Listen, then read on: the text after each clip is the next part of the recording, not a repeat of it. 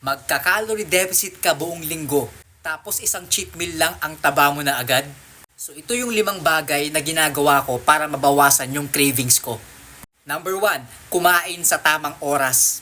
So in short, huwag kayong magpapalipas ng gutom. Kasi kapag nangyari yan, may chances na tumaas yung hunger hormones ninyo or yung appetite. At doon possible mangyari yung binge eating katulad nito. Number 2, kumain ng balance. Merong carbs, fat, tapos protein. And then fiber or gulay. Nakakatulong kasi yun para mas mabusog tayo. And kapag more yung feeling ng busog tayo is mas less din yung tendency na mag-up yung appetite natin. Number 3, uminom ng tubig. Walang calories yung tubig, meaning pwede kang uminom kung kailan mo gusto. So natitrick mo yung brain mo ngayon na busog ka. Ang ginagawa ko, umiinom ako ng isang basong tubig bago ako kumain. So nakakatulong siya sa akin na mabilis akong mabusog.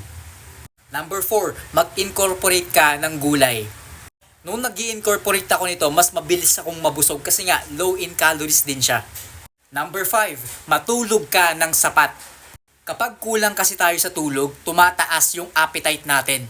So kapag well-rested ka, may iwasan mo tong pag-binge eating. Kung nahihirapan kang matulog, hindi yan dahil sa hindi komportable yung kama mo, kundi hindi relax yung mga muscles mo.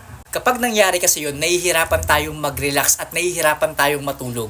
Kaya dito na pwedeng makatulong yung Nutricos Magnesium Glycinate ng Clover Alley. To be honest guys, ako yung taong nahihirapang matulog sa gabi. Kasi sa hapon, nagwo-workout ako. So ang ending, hindi ako makatulog dahil nga stress pa yung buong katawan ko. So nung tinake ko tong Nutricos Magnesium Glycinate ng Clover Alley, for 2 to 3 capsules bago matulog, mas nakaka-relax ako. So therefore, mas nakakatulong siyang makatulog ako ng mahimbing.